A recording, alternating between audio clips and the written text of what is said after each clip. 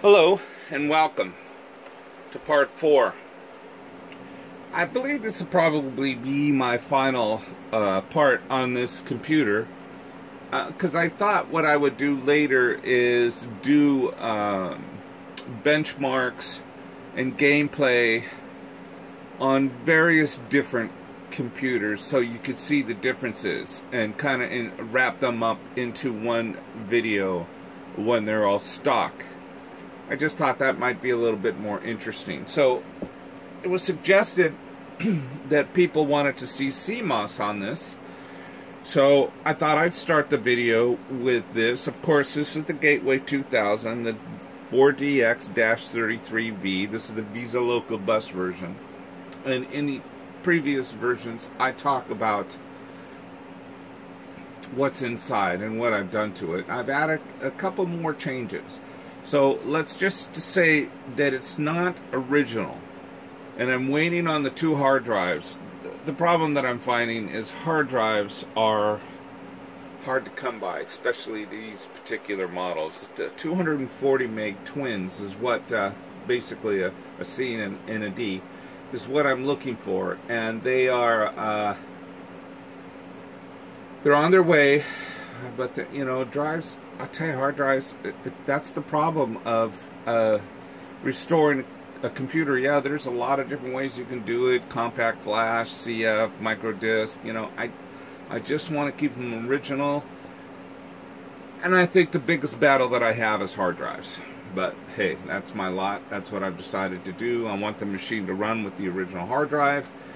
I figure until I can't acquire them anymore, that's how I'm going to stay. So here is page 1 of the Fenix setup utility. This is version 1. Now, this is unusual because this is actually version 00.10 of BIOS, and currently it's the latest I can find. So here you have, and right now it's running on the onboard Dallas clock chip on the motherboard. I'm still waiting for the external battery to show up. And what's interesting about this is I can go about 2 to 3 days on this battery. So somehow it gets recharged, which is unusual for a Dallas clock battery. But hey, I'm not going to argue. And then after 2 or 3 days, if I don't turn it on, she goes back to default parameters, loses everything. That'll all change once the external battery comes. So here we have it set to the date, current time. I'm 9 in the morning, August 27th. I've got a 1.44 and a 1.2. Now this is what the Promise Technology hard drive controller wants. You see right here, type 1, that's what it wants to see, and then its onboard BIOS adjusts. Now, I'm not staying with this Promise onboard controller until, man, I wish I would, because the motherboard loves it. I'm getting phenomenal speeds. I've got 32-bit mode, LBA mode. All of this is just advantages in the way this thing cruises. And with the DX266 CPU, she's a pretty fast 486. Okay, so let's move on. We got 640K base memory. We have 64 megs total memory. That's the max the board will take. And we've got it set to block mode is enabled, and IDE speed is set to fast. Currently, like I said, type 1, 10 megabyte hard drive, but the BIOS on the Promise takes over. And I'll talk about that in a little bit. This is page 2.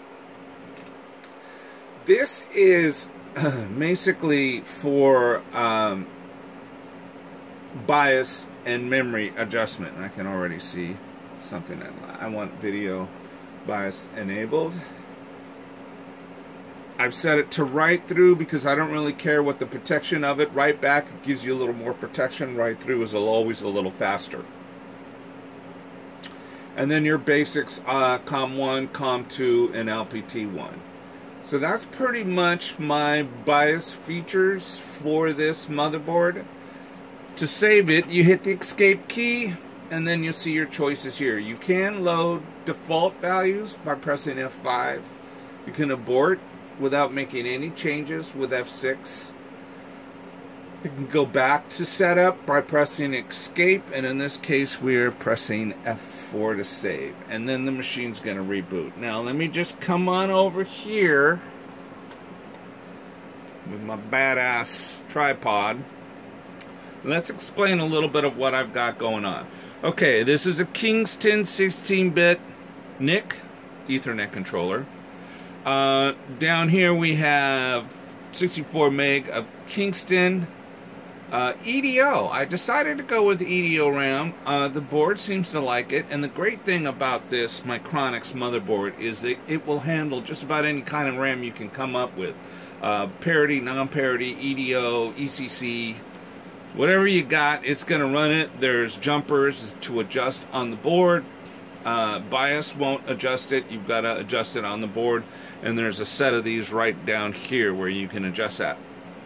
Also, here we have the Aztec Labs. This is the Audio 16 Basic, but they have an asterisk on it. Audio 16 Basic Pro, I think, or Basic 2.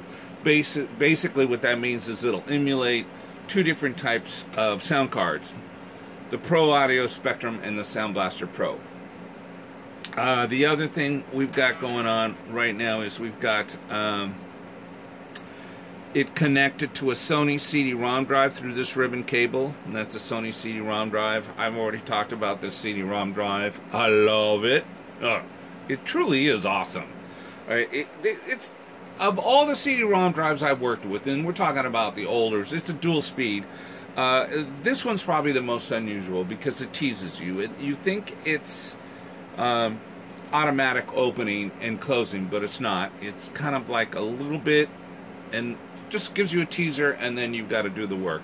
Previous videos I explained that more. Now, this right here is not stock, and it will not stay on, but for now, this is what I've got in here, and it is an 8.4 gig hard drive.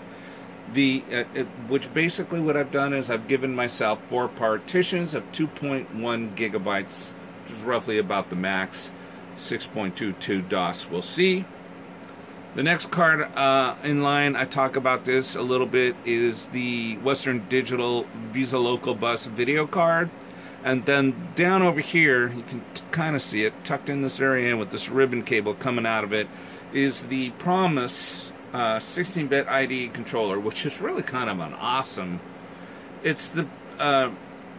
It's basically the start of Promise Technologies when they did the Ultra 33s and the Ultra 66. This was the first one that was built to run on non-PCI. This is built to run on 16-bit architecture.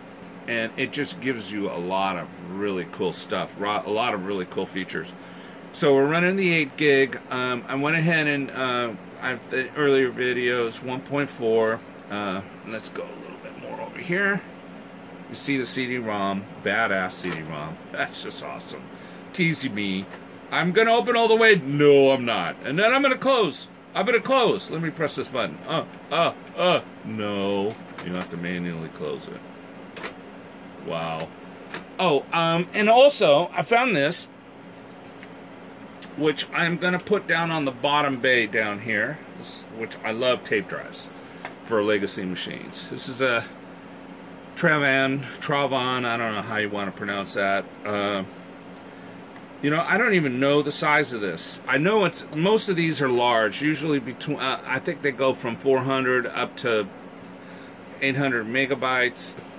I think might even be more, but for the stock hard drives that are going to go in it, this is going to be perfect, and it's going to sit right down here in this bottom bay once I get the bracket extender for this, which I have somewhere. I just got to dig through it.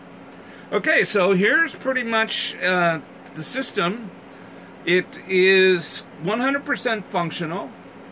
It is not 100% original. I'm waiting on more parts. I've got this little LED right here that I'm contemplating whether to replace the hard drive light with this one, because this one will light up as the hard drive activates. But since it's going to be a temporary thing, Why go to all that trouble? You know, I'll just leave it off to the side, I guess. I really do like this motherboard. I talked about this before. Right now I've got it populated with the maximum amount of cache, and that's 256K. The maximum amount of RAM, 64 megabytes. The maximum amount of floppy drives, a 1.4 and a 1.2, 1.44 and a 1.2. And then the dual speed CD Rom. Now, I do have drivers installed for the audio card, and they're plugged in. I'm waiting for the stock speakers for those to arrive before I actually hear some sound out of that. But I'm still hunting for the driver to get this CD Rom to go. I think I might have downloaded it.